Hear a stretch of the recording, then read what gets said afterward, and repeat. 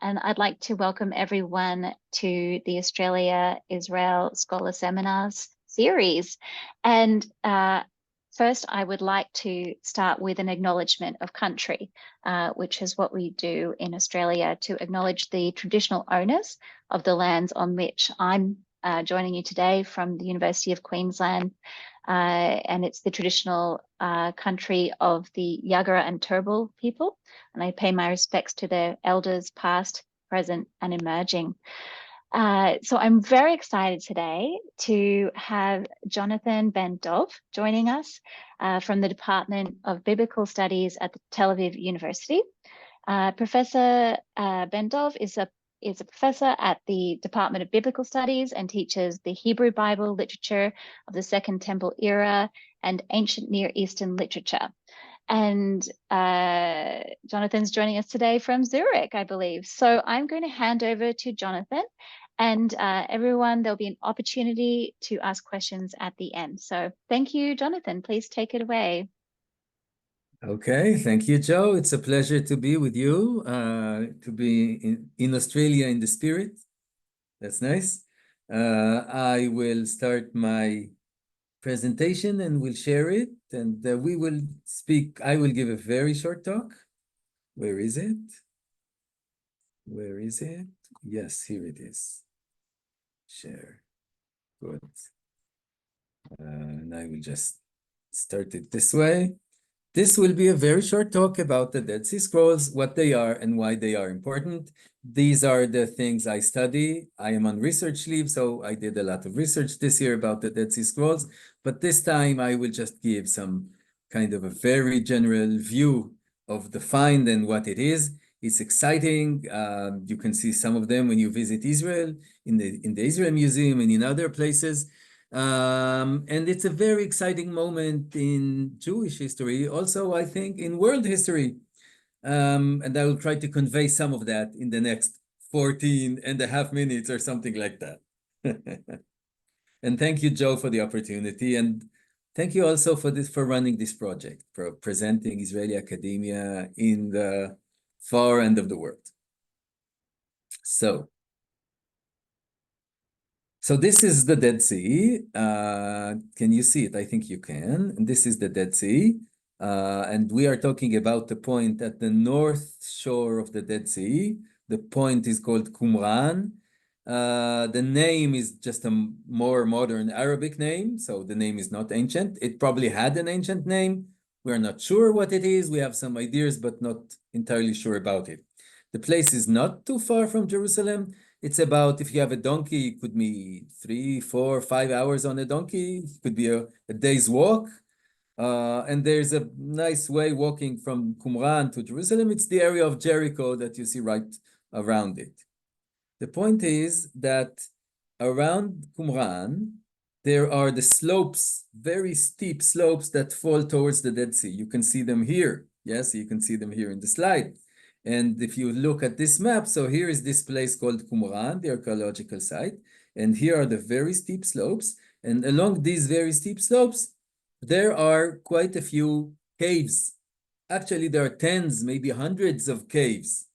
And people were living in these caves or using them for all sorts of purposes throughout history, throughout thousands of years. So the story begins with a Bedouin shepherd. It's a nice, beautiful fairy tale. It's a motif that comes back in many different stories. But here's a young shepherd taking his flock, a Bedouin, and just sitting on the stone and throwing stones on whatever. And then he hears a crack. So he said, what's going on? Yes, I send the stone and there's a crack. So what's going on? So he looks at a cave that has just opened. The cave was sealed. This is the cave, cave 1, we call it, up in the mountains, up in the slopes. The cave was sealed for 2,000 years, but then the small opening just showed up with the rain or the floods or who knows. This is this very small opening at the top of the picture. So he, kind of tries to come inside into this cave, and he walks inside, and he's finding in this cave jars like the one in the picture. The size is a bit confusing because it's not very big. It's about 1 meter high or 80 centimeters. That's it. The jar has a lid on top of it, and it is sealed with bitumen or something like that that you do for sealing material. And inside it he finds scrolls that he knows are written in Hebrew, but he doesn't know how to read them. So he takes this jar with the scrolls, he takes it back to their tent, to the Bedouin tribe, and he keeps them around, and it's going around there for a while. And then they go to Bethlehem, to antiquities dealer, and try to do something with this find and maybe make some money out of it, or maybe who knows what it is. People are not very easy to buy it because people are suspicious. A few decades before that, at the end of the 19th century, there was a famous case of a fake scroll, a person who sold a fake scroll. Today, we can actually debate whether it is fake or not, but that was known. And so antiquities dealers are not very happy to buy the scrolls. It takes time. The year is 1947, very historical moment, just about at the end of the British Mandate, the UN vote about a Jewish state, the founding of the State of Israel, the War of Independence, very tense times in Jerusalem. This kind of merchandise goes from one dealer to another one. Eventually, some of it is bought by a professor at the Hebrew University. Another half or some other parts are bought by like the metropolitan, the bishop of the Coptic church or the Syrian church. It's a long story, but let's see what is there in these jars. So this is one of the greatest finds, fully complete scroll, the great Isaiah scroll from Cave 1, written at about 100 BCE. This is the entire book of Isaiah in very good shape. Well, you can see some cracks and some fragments there, but basically it's a one long continuous scroll. And this is really the earliest copy we have of the book of Isaiah. Earliest in the sense that before we had this scroll, the earliest book of Isaiah we had in Hebrew is really from the Middle Ages. Maybe, in the big codices of the Masorah, so maybe 900 CE. So we now go back a millennium in the history of books of the Hebrew Bible. And this is really, it's shattering, it's amazing. People were not really sure what to think about it, but gradually they acknowledged this is really an ancient scroll. And next to it, actually in Cave 1, other largely complete scrolls were found. For example, this one, this is just a section. We call it the rule scroll from Cave 1. This is a rule of a community, a sectarian group, a sect, and this is their organizational code and the penal code. How you are accepted, what you should do, what you should not do, what kind of penalties should be applied to people who, who do not act according to this rule. They have an annual covenant ceremony. You can look at the Hebrew. If you read modern Hebrew, you can actually recognize most of the letters, maybe not all of them. This is actually a window for, among other things, it's a window for the development of the Jewish script. We might say something about it later. So 7 large complete scrolls that were meant to be deposited in a cave and were meant to last there. And this is why they were there in jars and they were sealed and they were meant to be kept for many years. I don't think the people expected it to be there for 2,000 years, but here it is. It lasted, and there they are. Very exciting. So around this, if you look at these slopes, well, these are the slopes that we spoke about, but just underneath them, on the shore of the Dead Sea, more or less, there is an archaeological site, the place called Qumran. Some of the caves are actually, you can see them in the picture. If this is, I don't know if you can see my marker, but if you can see it, this is the site, the archaeological site of Qumran. And these are some of the caves, very close to the site of Qumran. Other caves, like Cave 1, is further up, like about 1 kilometer north. So at that time, 1947, 1948, late 40s, early 50s, this site is under the Kingdom of Jordan. The Kingdom of Jordan appointed an archaeological mission of Christian scholars to excavate the site of Qumran and to excavate the caves around it. And they started excavating the caves around Qumran. And for example, in one of the caves, they found this beautiful thing, a copper scroll. That's a very unique find, a scroll written on copper. And if you're really excited and curious about it, then look up.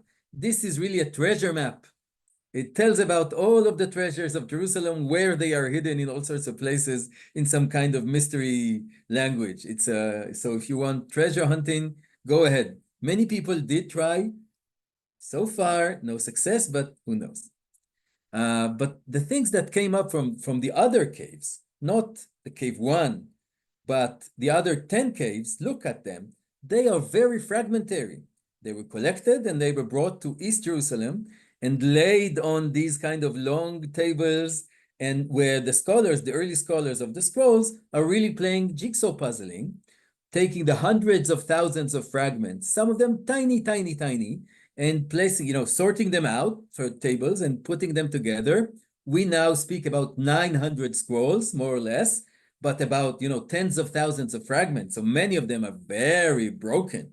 So you can imagine this guy looking at this mess and trying to do what he's trying to do about that. Today, we are building on the shoulders of those giants, and we keep reconstructing these scrolls and reading them and so on. Other just small examples of scrolls, like this scroll from Cave 11, the Temple Scroll, written on very fine ink and very fine parchment. This is really a vision about how the temple should look like.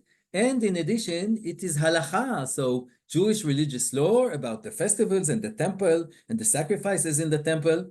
This is halakha that precedes the rabbinic halakha in about 300 years or so.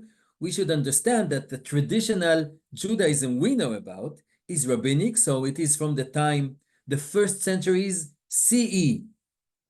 These scrolls go back to the 1st century BCE, the 2nd century, slightly earlier. This is way before the formation of traditional Judaism. So what's going on at these times? What did Judaism look like? Our institutions, the institutions we know from Judaism, did they exist? Halakha, Shabbat, prayer, what about them? This is a window into this early formation of these things. It's amazing to see the continuity, but also amazing to see the differences. Joe, how am I doing with time? Well, I should move on. Yeah. So this is the way the site of Qumran looks like. I will skip some of it, but you can see that in the site of Qumran, there are many mikvaot, so ritual baths. People were very concerned with purity there. This is cave 4, where most of the scrolls were found in fragments on this cave 4, which is very close to the site of Qumran. In Qumran, there is this room. Some people think it was a place for writing scrolls. I'm not fully sure about that, but possibly. Here are some finds from Qumran: an inkwell, a mikveh, a pile of plates, because the people in there, they acted and they lived collectively. It was not divided into families. There was a large refectorium, like a cafeteria, with a few hundred plates living there. So there was a community in living there. It's not like a natural environment of families or farm or anything. This really opens up a look into Jewish book culture during the Second Temple period. The different scripts they used, the copper scroll that you see here reconstructed in this image. Early tefillin phylacteries and the scroll that fits in them with tiny, tiny letters about 1 millimeter high. These are very different from what we call tefillin phylacteries today, but people use them, and that's a different mode of halakha. Some scrolls are written in cryptic script. So we figured the code and we're reading some of these scrolls. It's not very exciting, but I mean, it is exciting, but the content is just another text of halakha. Scrolls written in ancient, extinct Paleo-Hebrew script.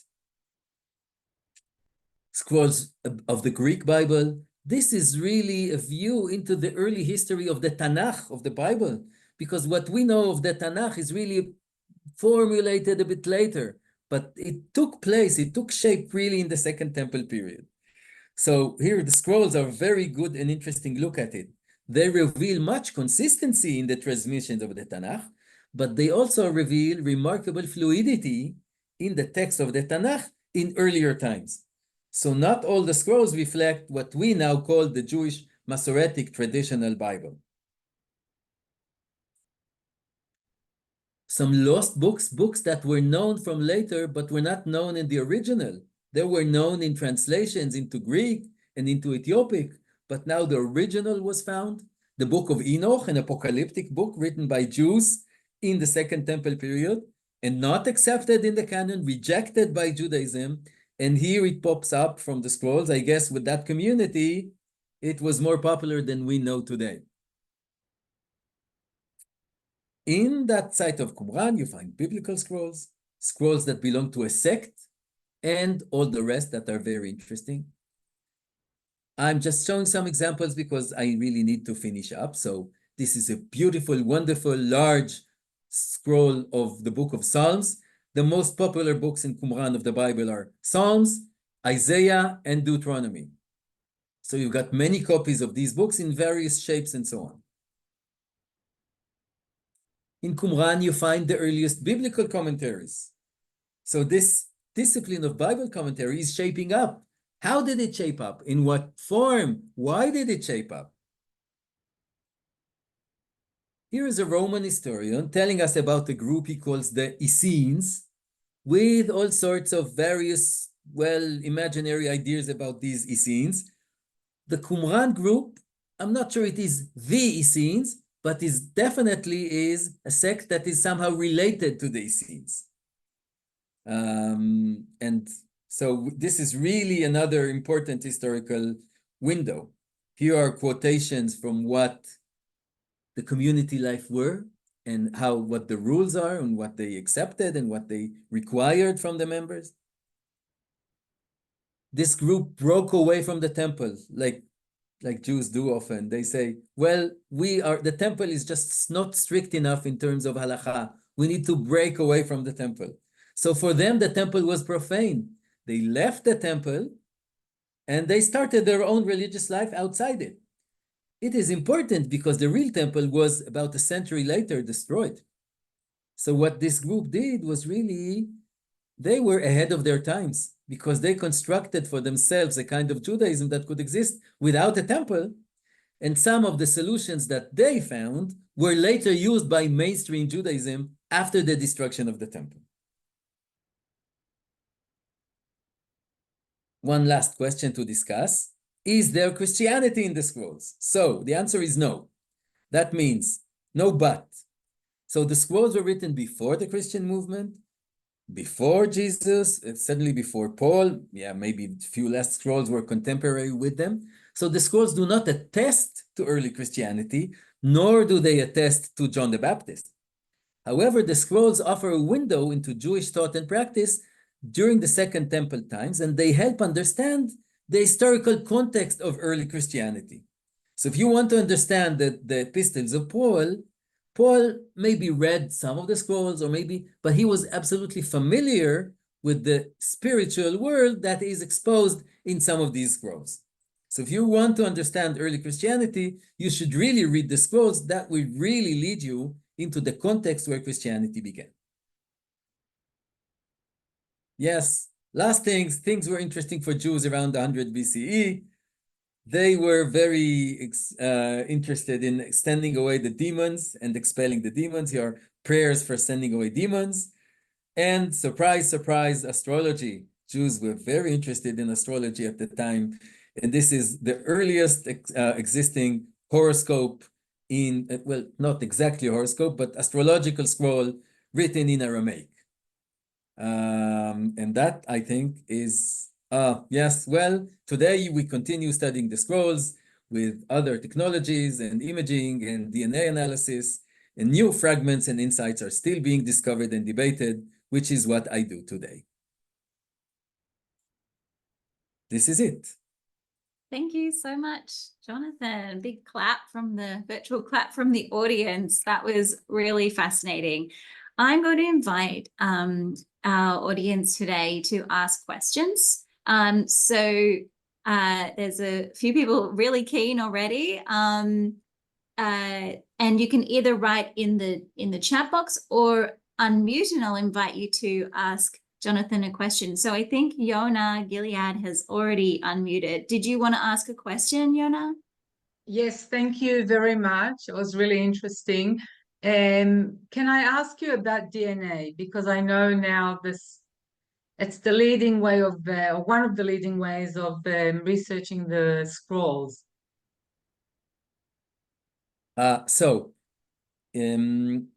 We are when we can study, well, it's an organic material and you can study it in biological terms in studying DNA. And what do we want to achieve of that, and how do we do it?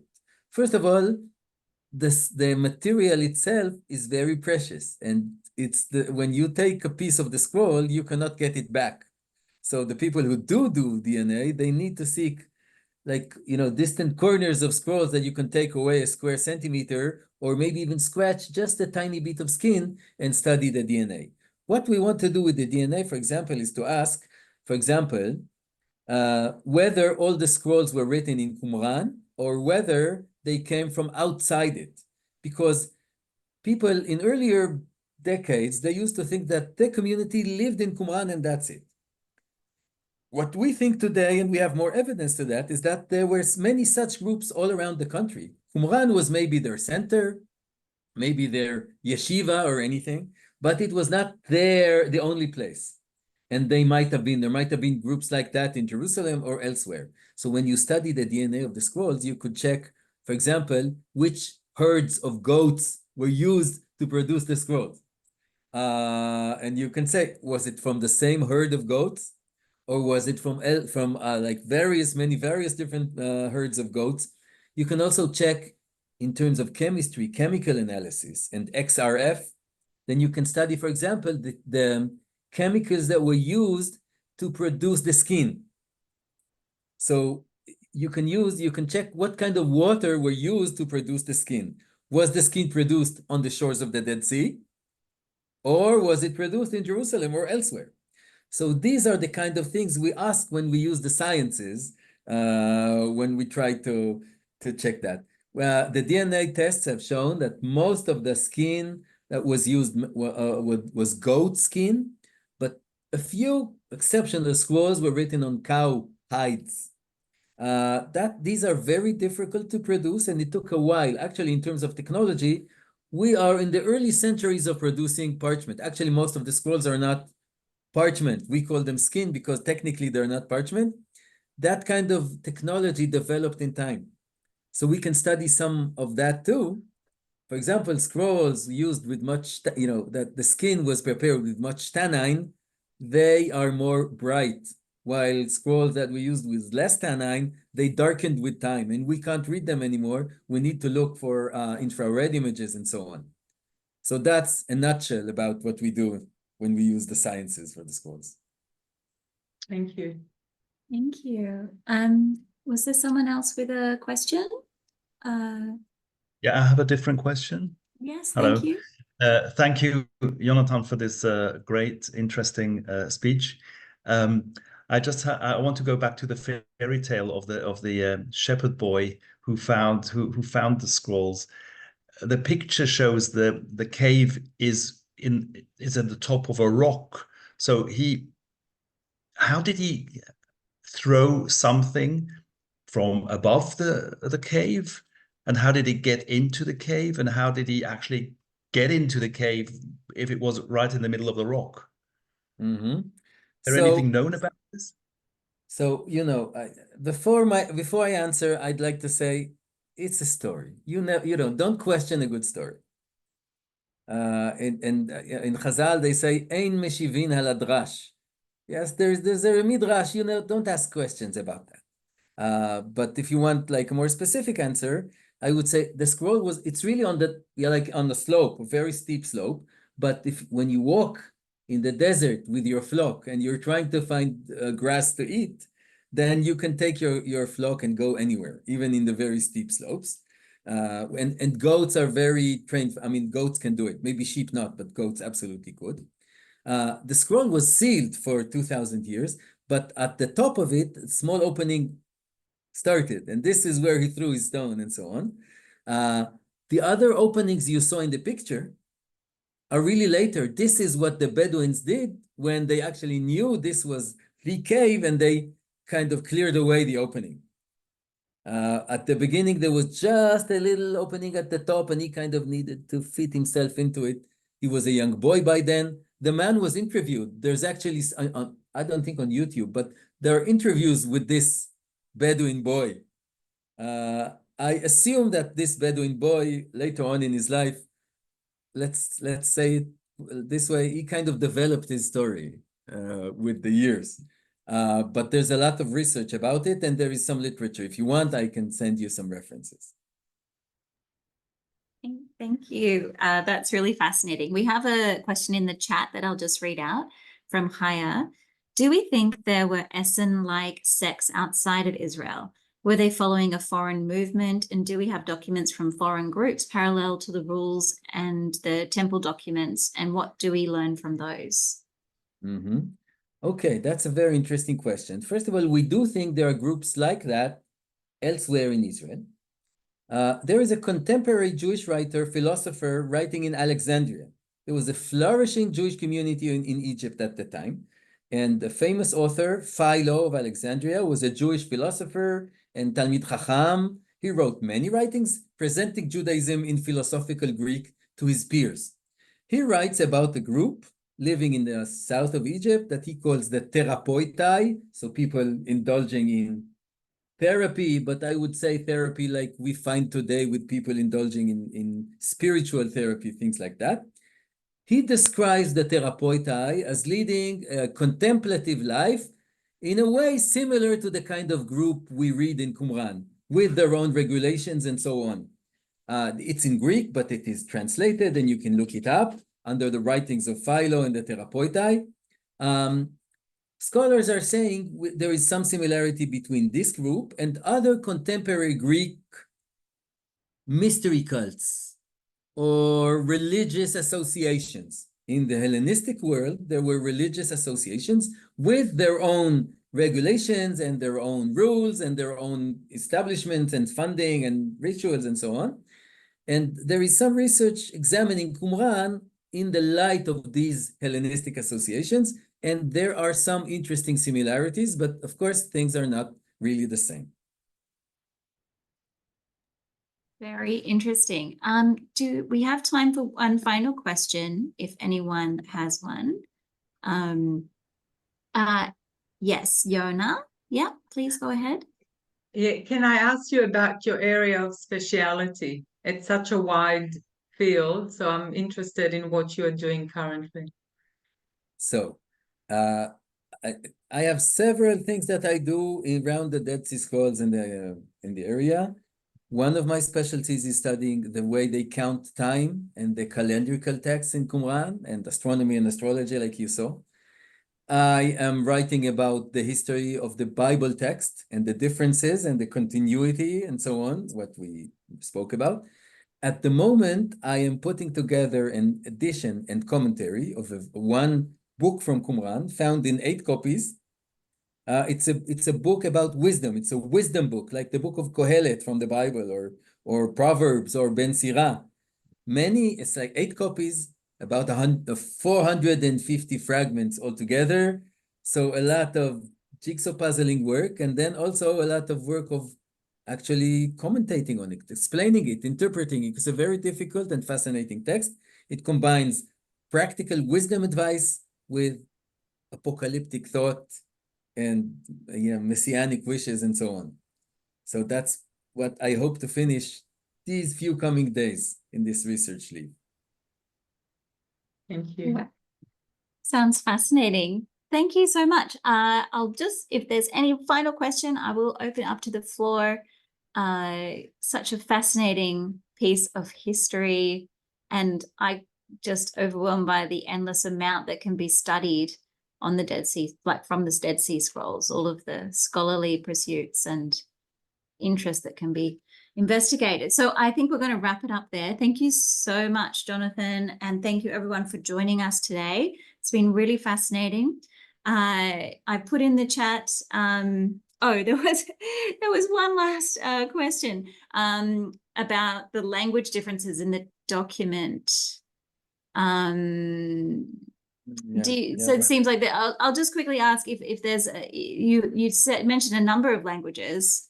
Jonathan is well, that doesn't have much to do with the DNA. It has to do with language. Most scrolls are in Hebrew. Some scrolls are in Aramaic, and a few other scrolls are in Greek. Wow. And that's there's a different question about the script, because you can write the same language in different scripts, but that's a different question. But yeah, these are Hebrew scrolls, early Hebrew scrolls. Oh, incredible. And so yes, thank you. That's really fascinating. Thank you everyone for joining us. I put in the chat there a link to Jonathan's research papers. It does have a link to his homepage at the Tel Aviv University, which is in Hebrew, but it has his email there. I'm sure you'll find it if you need to reach out about any potential collaborations or questions. And we wish you all the best on your final days in Zurich and wrapping up your research there. And thank you again. Thank you, everyone, Joe, for the opportunity. Good luck with the project. Thank you so much. Thank you, everyone. Thanks for showing up. Goodbye. Bye. So